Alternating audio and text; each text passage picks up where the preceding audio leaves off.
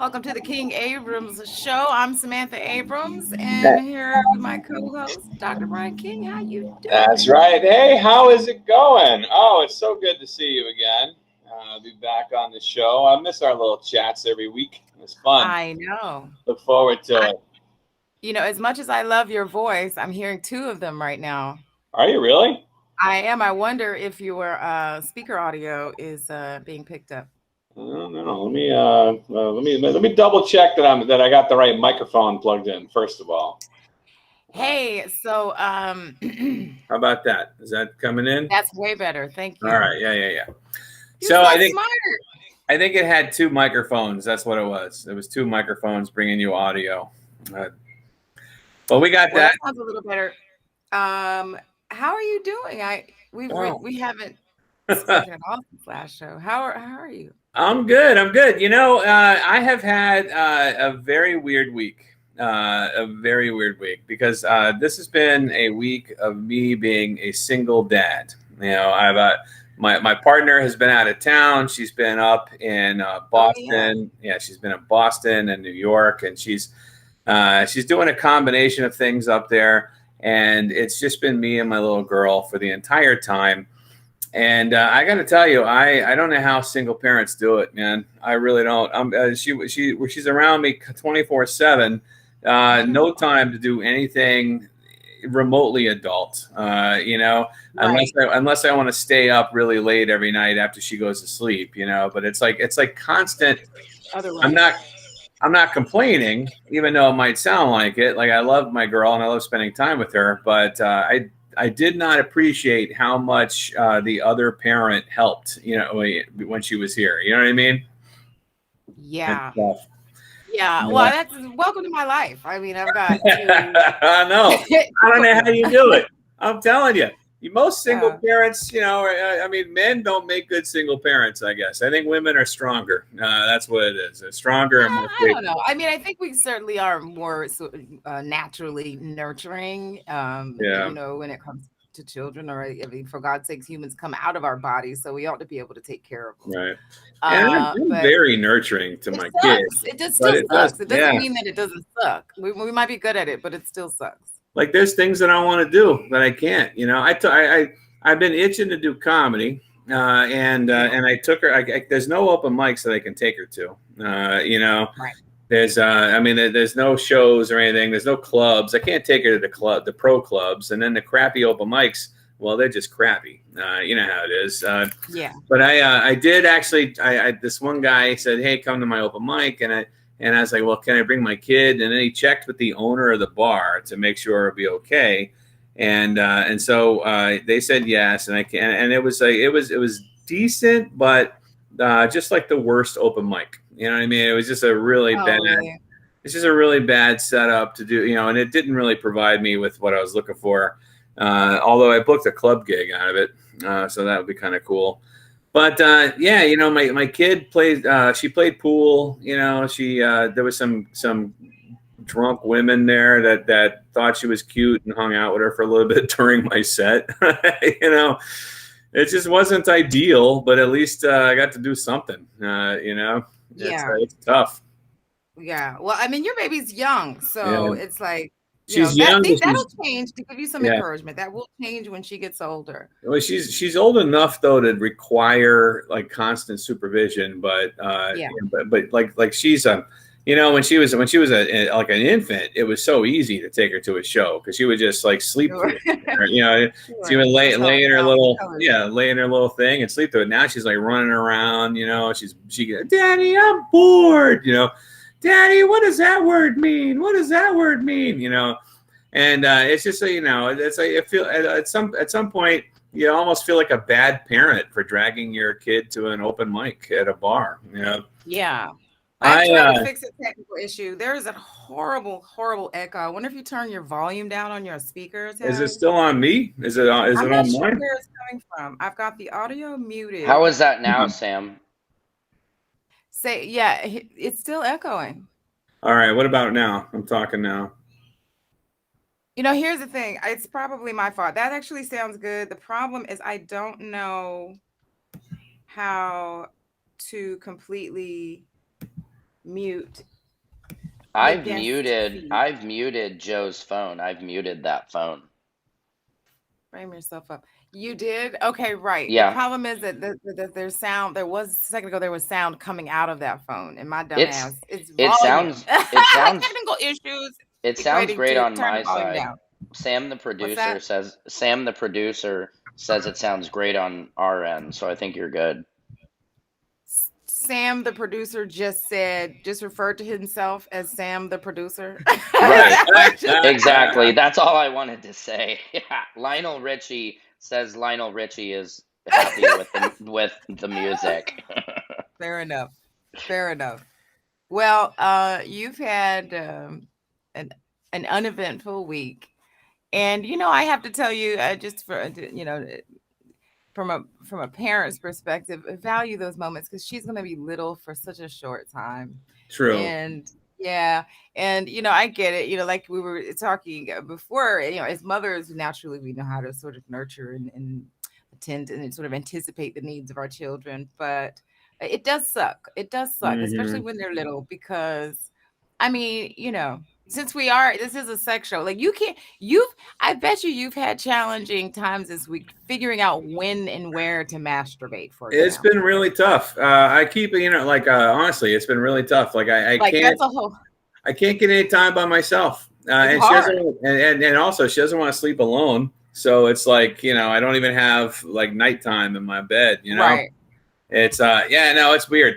It's the whole time you were talking about trying to figure out meanwhile her mom's doing photo shoots and doing all kinds of activity up north, and just getting crazy basically. And yeah. So the whole time you were talking about what you were trying to do with her, take her where you're trying to take her, and I was just thinking, when is he going to get to the masturbation part? Because really, that's the whole challenge. Like that's the most exciting challenge. Man, I think I've done. I think it's been like a week. I think it's been like a week since I've done it. Really, no, I'm kidding. Slipping. I've actually managed to slip in about 2 or 3 a day.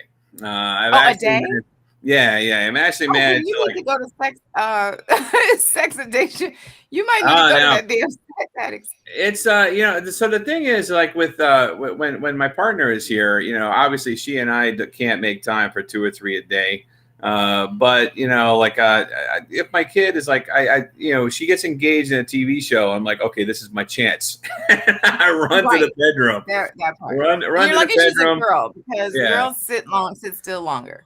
Run to the bedroom, lock that door. Almost always though, like a couple of minutes in, and there's a knock on the door. Daddy, can I come in? What a shitty feeling. It's the worst when you're masturbating and your kids interrupt you. Yeah, it's the worst because you can't say no to your kid. You don't want to. It's like I don't want to be. You can't say no. Well, I know you can't. Wait. Yeah. But it's like the worst. It's the worst thing because I'm choosing like this really selfish act over this girl who just really wants her father around, and it makes me feel bad. So it stings a little bit. I don't know. I've found what I do. I always fantasize, and I found some fantasies that kick it up quick. Sure. Like good ones. We all have those go-tos. Yes. Yeah. So I don't start out with those, but if I feel like I need to speed things up, then okay, and then that's it. You're here. I wonder. You know what? We should bring our guest in because, he's been married and he is single now, and you guys, warm welcome for comedian Joe Fox. He's over here cracking up. Yeah, this is the perfect time to bring me into the segment. Because I wonder, the reason I brought you in this right now, the timing is because I wonder if you don't have any kids. The difference is you don't have any kids. You've been married, you're single. But so is masturbation ever like a whole time constraint? Like, because when you have kids, it's always a time constraint issue, unless your kids are somewhere else. If your kids are in the building. Oh, okay. Duly noted for when I have children. I'll be able to recall this conversation and be like, oh yeah, you know what? Just rewind this. totally blindsided by the frustration that you guys are going through. You have to schedule it now. You need spreadsheets for the shit.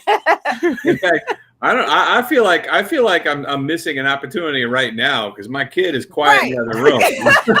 Wasted time. Let's hurry up and finish this podcast so I can get busy. Yeah, and speaking of busy, and then there's like ancillary, pieces to this issue where you're like, we talked about it. I think I've said it before on air. There's almost nothing worse than planning to masturbate before bed and then falling asleep before you get a chance. Because your kids, it's your kids' fault. They ran you crazy. I Do you have these problems with no children? With no children? Right. Well, I guess it depends on my day, but I can think of one way that would be, worse than others, and that's giving yourself blue ball. Because now you have no one to hate or blame. And then you have no time to do anything about it. So now you're suffering for the rest of the day. And anyone who looks in your eyes, you just pray that they don't know what you're going through. That's Never show the color of your balls. That's the worst. That's the worst feeling in the world, especially for the first time. And First of all, can't imagine. You don't know what caused it. Well, not really. No one tells you anything. It's like you don't know what. You go to the doctor. That's the worst. Like you go to someone like the emergency room, and then they know, and then they're laughing, and they won't help you. Can't imagine. They tell you what to do, and now you have to go and follow their recommendation, and now there's a creepy situation, and then you still have no knowledge of what's going on. No knowledge. So wait, so you said giving yourself blowjob. I'm sorry, blowjob. No, blue balls. Yeah. Blue balls. Wow. That'd be wow. Nice. That was a bad. I never thought of that. Yeah. If you can give yourself, let me just say this: if you can give yourself a blowjob, you would never have blue balls. You would never have blue balls. Fair solution. Bang bang. This is my gavel. No. So you said giving yourself blue balls. That would suck. But here's the thing: every time, in my opinion, every time a man has blue balls, it's his own fucking fault. Is it? Because why the hell else? I mean, like, why if a girl lets you down or you fail or you don't get, and then so go do it yourself. If you get blue balls, is it not your own fault? No, I don't think. It takes two to tango on that. It's well, if you get blue balls, it might not be your issue. But if you don't do anything about it, like you don't just because you have one. Yeah, if you don't do anything about it, So, I get it. The point is the very first one or two times, no one's telling you what it is. What it is. The shame of what's going on with your nether regions. You're just not going to say, sorry, I can't come and play basketball with you right now because my balls are swollen up. You can't tell anybody this. My balls have swollen up like I got the vaccine. It's like someone set off a grenade in your jockey shorts and you don't know how to express what's going on with you. I think you just have to deal with it, and then you have to come into you have to hit rock bottom for someone to actually tell you what's going on. So let me get this straight for the women or whoever's listening that is still gaining clarity. There is the getting of the blue balls, and then there is the solving of the blue balls, and so the resolution. Blue balls is a painful condition, but it's an easily solvable problem. Easily solvable. But so you're saying you can't really give your own self blue balls because you're not going to arouse yourself by yourself that much. Only another person can do that. Like if a man does that to himself because of a scheduling problem, let's say, just in context of what you were talking about, it's like you're what's more important at that point? Now there comes priorities. Right.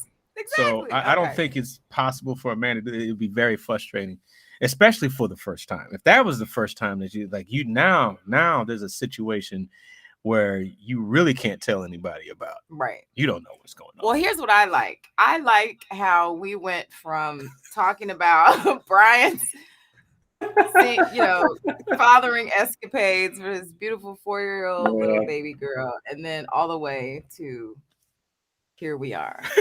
I have an understanding. It's an interesting transition for sure. Of the blue balls and the resolution. I don't understand. That's a potential weapon. That can, like, you can be with a woman, and if that's their intent to do that, and you have no idea, never mind. Yeah, don't give any.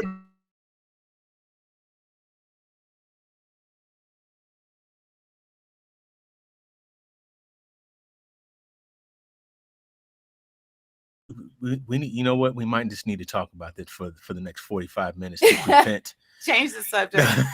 To prevent them. Yeah, oh, we need to talk blue ball weird. Prevention program. Blue balls. We're still confused. We had a whole show about blue balls. No, we just had a discussion earlier, and I'm still confused. Women have no idea or no frame of reference to what it is that you actually go through. Like, do they itch? Do they hurt? Do they swell? Do they actually turn color? Like, are there blue-blooded capillaries in there? I've never studied this. Right. Who studies this? He does. Dr. Brian King. Dr. King, have you studied the nature and the reaction? Not that specific. Not that subject specifically. But I've studied a similar. Spinner box for your balls. Yeah. Related stuff. You should have like a Fitbit, like a that's right. Pulse, something that gets dangerous. You know what they do actually? Blue, like if it starts turning blue, it's like, all right, you need to make a decision. Right. Now, you know what they do actually? They do have little bands that go around the base of the penis that measure the penile tumescence, which is how much blood flow goes in there, and so. There are measurement devices that I'm sure can be refitted to help determine if somebody has blue balls or not, or if you're approaching danger levels. I think when you have it, you know it. Yeah, if you're approaching danger levels, horribly wrong with your body right now. Yeah, what you need is a scanner for the bitch that you're with to see if she is about to give you blue ball. Or like a phone app that just gives her a little notification. It's like, oh, what's my phone's ringing? Hang on a minute. You are about to give your man blue balls. Like something like that. Can somebody Google that? What is certainly there is a clinical term for this, because now it sounds so juvenile and we have no idea. We're not mature human beings anymore. Yes, we are. If you say blue balls enough times over, we know what you're talking about. Is there any science behind this? You put me on the spot. Horrible condition that a woman can do to a man. You put me on the spot and let you know. All right, it is. You know what it is. You don't even know what you're doing. Epididymal hypertension is what it's called. It's epididymal hypertension. And I had to Google that because you put me on the spot, Joe. That's something I should know, right? As the doctor, that's something I should know. But it's called epididymal hypertension. Yeah. Did I say that right? Epididymal. And the leading causes of it. Pain and aching in the testicles after having an erection without an orgasm. Is there a visual reference? Often accompanied by a bluish hue. I could give you a man's face looking like this. You give me 5 minutes, I'll give you a visual reference. No.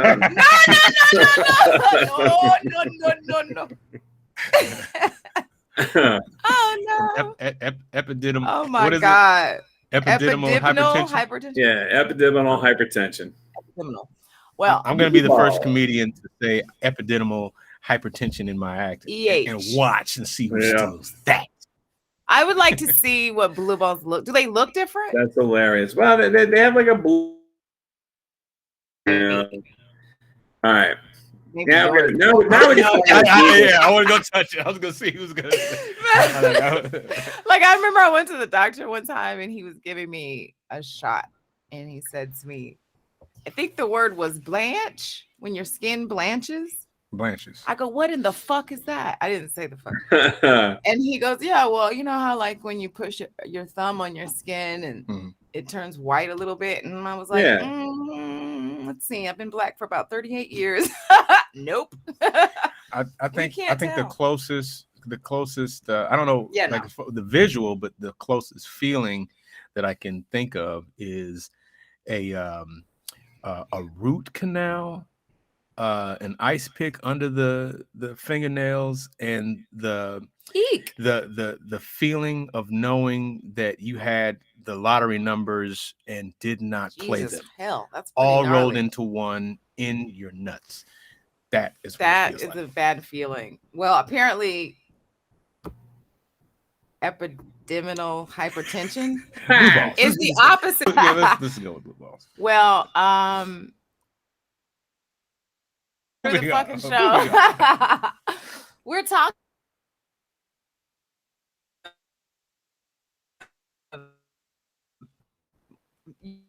Usually when my guests come on the podcast, I like to either out them already, or I like to sort of engage a few questions on their experiences. Okay.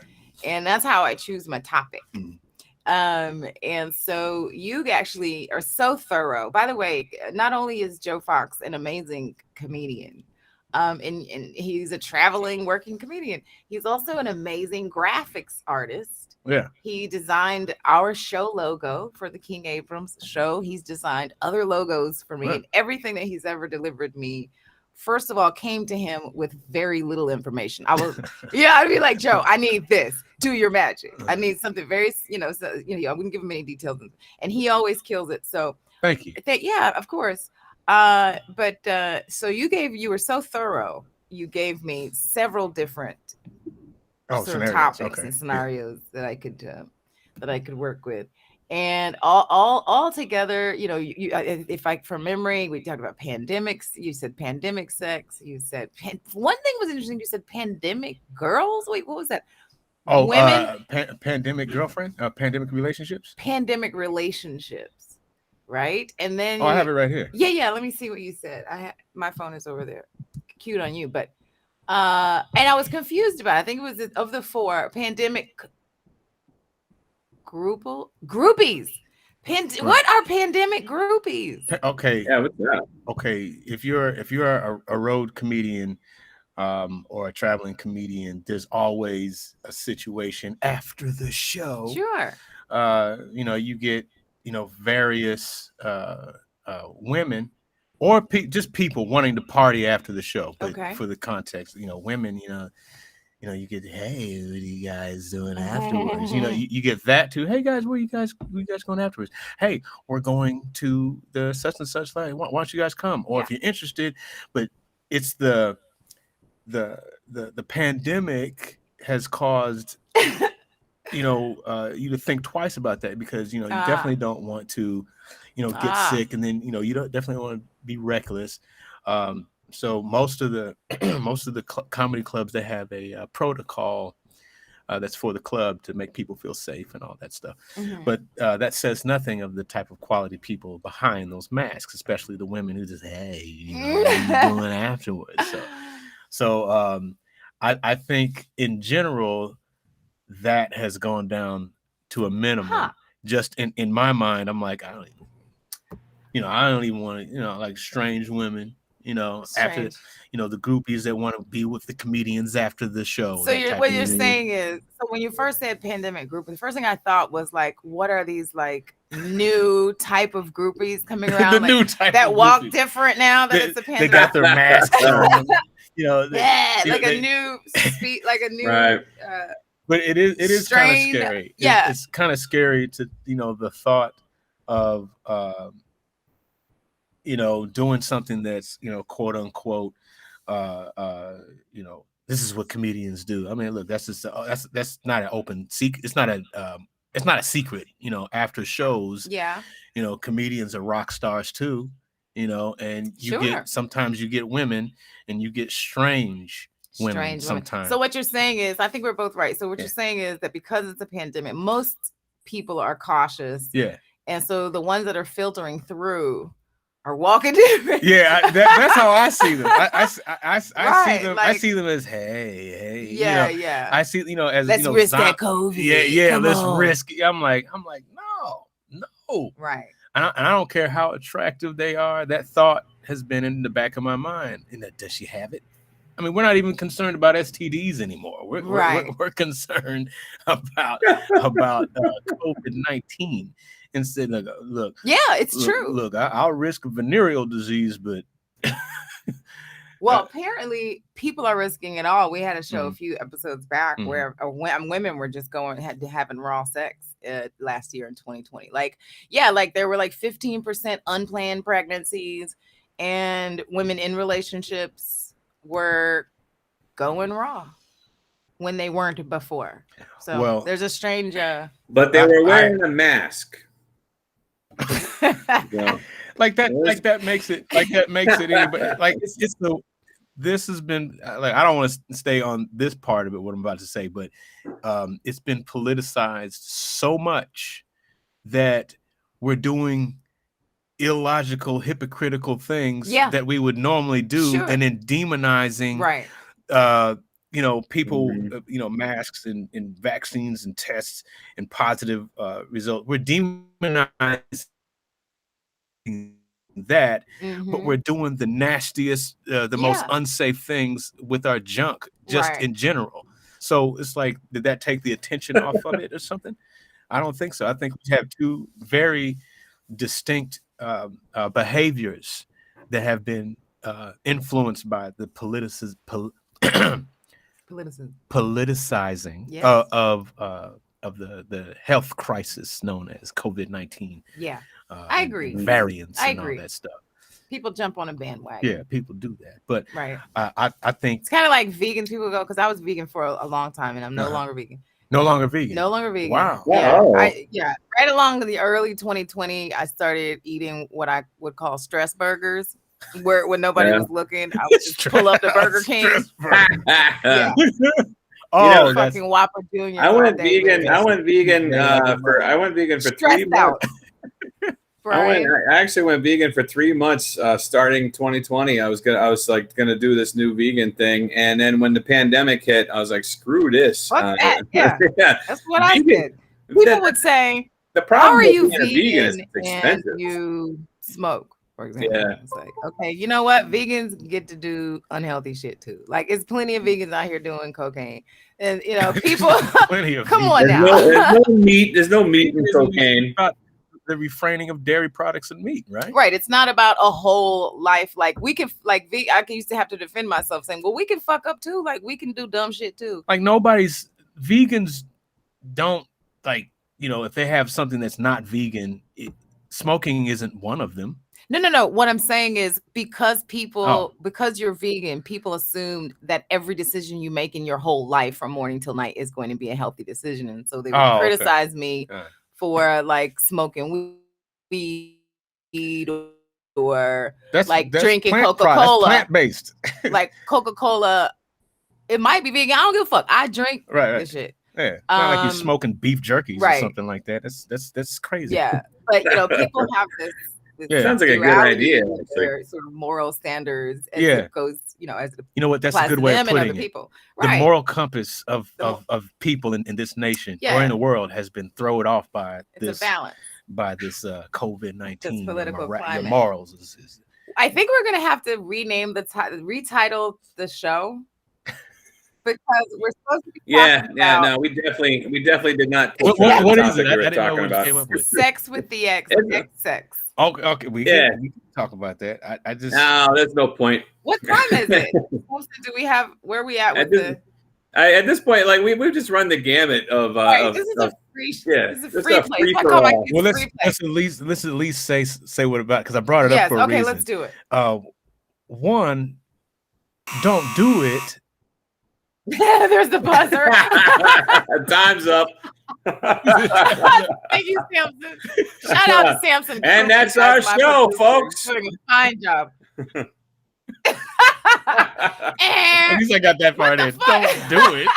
Did I give him? I'll leave you in suspense, and I'm not going to tell you why. I think I gave him a whole sound effects board. We're gonna have sound effects soon. Nice. We need that whistle. Meanwhile, he's gone into his kids' playroom and pulled out the first buzzer he could find. It sounds like chicken dinner's ready. Okay, sorry. Go. Go what? Where you were talking about the exes. You were like, don't do it because. Oh, well, it's a situation where it depends on how the relationship ended. Right. Ended. That's what research says. Okay. Yeah. So I like, all right, it parted, ways, on good terms. Time goes by and an opportunity arises, and then you have to say, oh, well, it ended, okay. Should I still do this? And in my mind, I'm like, no, because she's not the same person. I'm not the same person. And I was specifically talking about if they fell off.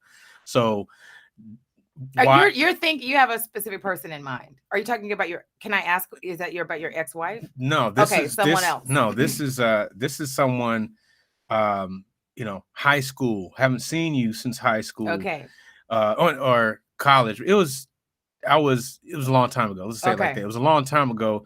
And I'm going to say that they fell off. And I'm like, once you get past it, I remember back when, it's like, I'm not going to play myself. No, you done fell off. Right. You done fell off. You done fell off. And now that possibility is gone. Yeah. So that's why I say, why have sex with your ex like that? Especially if it's not, up to your preferences at that time. Mm-hmm. So I don't think, I should play myself just because, it ended on, good terms or whatever. So if it's bad terms, it's easy. I ain't messing with you. But the temptation is there because you have that moment where you start reminiscing. I remember how good it was. And now you have to make that decision because now you flash back into reality. I was like, nah, I'm good. Good to see you. Yeah. How is life?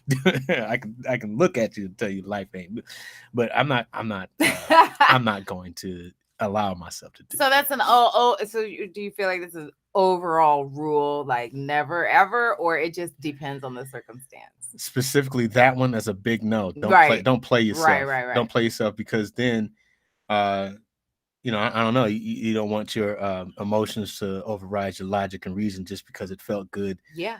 In the moment. Yeah. But if everybody is moved, if people are mature enough to handle that situation, go ahead, do it. I'm just saying, I'm not especially if they fell off. Right. If they fell off as an individual. As an individual, like you look what horrible. Are you doing? Yeah. What are you doing with your life? But if it's a situation where two mature people can rekindle something or just be adults about it or something like that, that's all right. But I'm talking about after a long period, like I haven't even seen you, because see that kind of ties into the pandemic situation, because I had a situation where I almost got a girlfriend, or I'm not gonna say I almost got a roommate, because we all know the pandemic has been a little rough.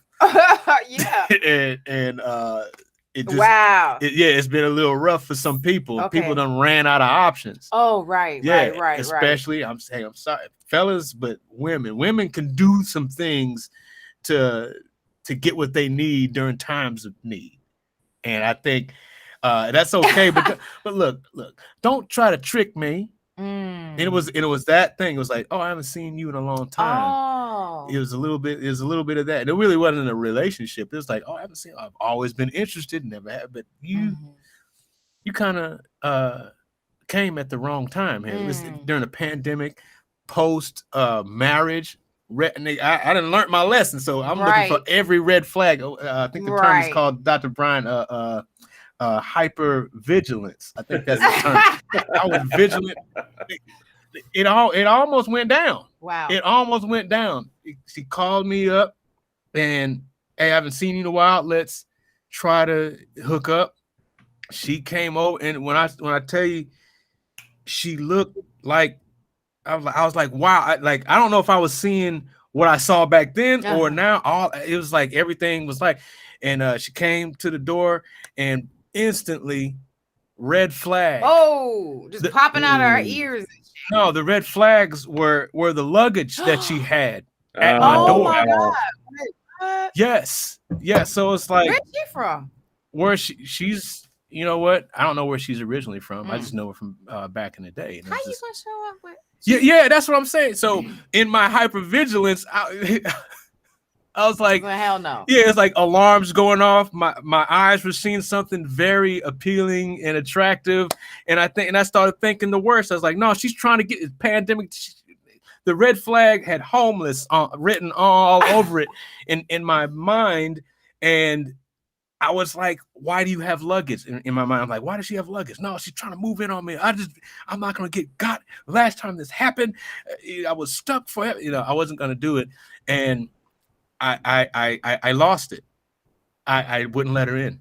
Good for you. Because fuck that. Yeah. Are you crazy? No, I wish a motherfucker would show up. If she did not have that luggage, with some damn luggage. If she came with, I'm talking about check under the plane, you need to be charged a baggage fee, luggage. Man. You came to my door with that. You crazy as hell. So I lost it. I shut the door. You didn't lose. Oh, you didn't even say you crazy as hell first. No. I was like, Oh my god! Boom! Shut the door. The shock of that. She was like, I'm pretty sure she had it. Damn. Did this dude just slam the door in my face? Bitch, are you crazy? I'm looking at her through the peephole, and she's like, hello. I'm like, and then I was looking at her, and I saw her see me looking at her through the peephole. Oh my god! And that is when I knew I did the right thing, because even though she was served up nice and looking attractive, she was looking at me, and then she's like, boom, start crying. It's a tear start coming down her eyes, and she really, tried to get me again. That's what that, fellas. Really, bitch. That's what they do sometimes. Tears. They give you this one last. Let me see if I can manipulate with tears. Tears and titties were in my face. Aww. I stood strong. I stood strong, and I saw her see those tears. I almost broke, and then she gave me another. She was trying to get in. She said, "Can I at least charge my phone?" Oh my god! Oh wow! And she knows I'm not a complete asshole. I'm like, damn. You still have to. I was like, Fox, leave the door. Just leave the door. And I almost broke. I cracked. I just went back and opened. He had the little latch. I had the latch. I opened the door. I was on the edge of my seat. She was looking out and at me through the crack now, and then I gave her one of those little power cells. You can USB here, charge it with that. Boom. And you gave it to her. Hers forever. Boom. Here, and I shut the door. Good for you. And then I walked, and then she stood there in shock. She stood there, and I heard her. Good for you. I heard her roll her bags. I love it. Struggled down the steps, and I watched her into an Uber as she called. I was like, I'm not doing it. You just gave the perfect illustration to how we're gonna sum this show up. We were meant to have this whole discussion. However, your illustration really sums it up.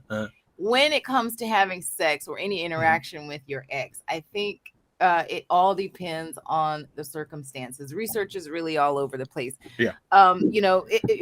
Reconnecting with an ex, depending on your circumstances, can cause damage. It can cause, stress to the brain. It has potential to feel like a cocktail mix of feeling sort of mutually in love. It's that high, and then the low of, oh my God, depression. They don't want me. But when you do leave a relationship and everything remains amicable and you can remain friends, as rare as that may be, I think that possibility of you guys reconnecting on a mature level, I think it doesn't have to be stressful to the brain. It could be quite pleasurable. In general, I think that can happen. Like you don't have to walk around for the rest of your life, broken inside because of because truthfully, we all have a lot of exes. Yeah.